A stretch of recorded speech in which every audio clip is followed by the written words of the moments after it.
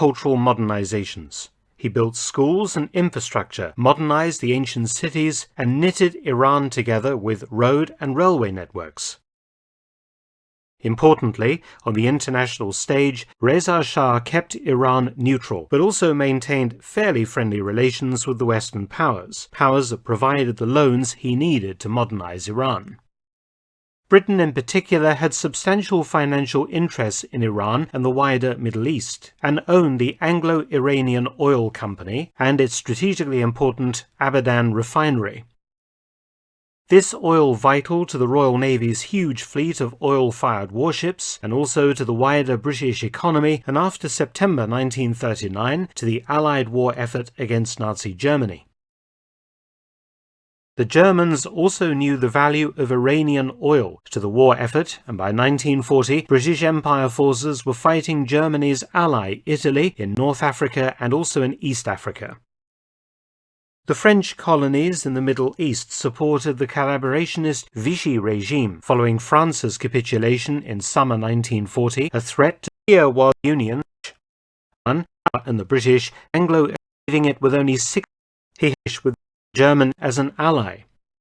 By now, Rommel's Afrika Korps had begun a series of stunning victories with the Italians in North Africa, with the intention of occupying Egypt, cutting the Suez Canal, and joining up with Hitler's forces in the Soviet Union that were pushing into the Caucasus.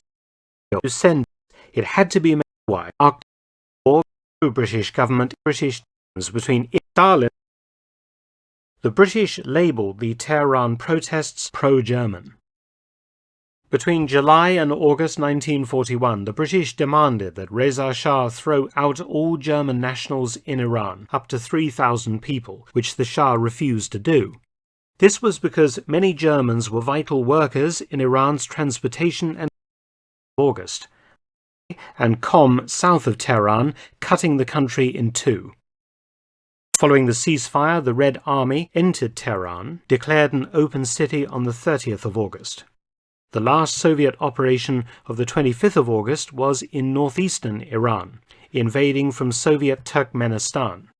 The Soviet invasion there was completely successful. By the 29th of August 1941, Iran was in chaos.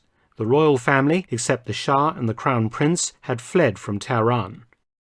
The relatively easy collapse of the carefully built-up Imperial Iranian army was a national humiliation. The Shah was so incensed by the army's poor performance that he physically assaulted the head of the army and demoted him on the spot. The Shah blamed his Prime Minister, Ali Mansour, for the disaster and forced his resignation.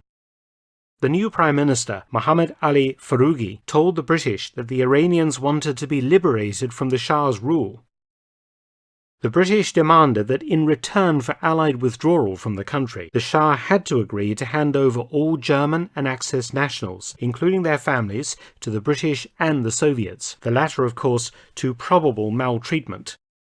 Reza Shah delayed this action long enough that most of the German nationals managed to escape to neutral Turkey instead. In response to the Shah's actions, Stalin ordered the full occupation of Tehran.